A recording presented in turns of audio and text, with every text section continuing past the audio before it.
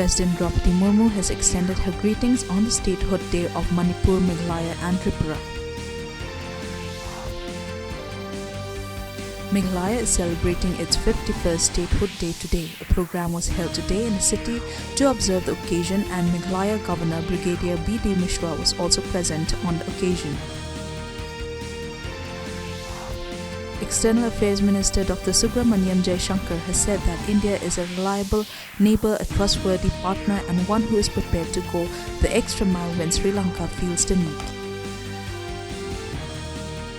Union Minister of State for Science and Technology and Earth Sciences Dr. Jitendra Singh said that science, technology and innovation will become the basis of the country's economy in the coming times.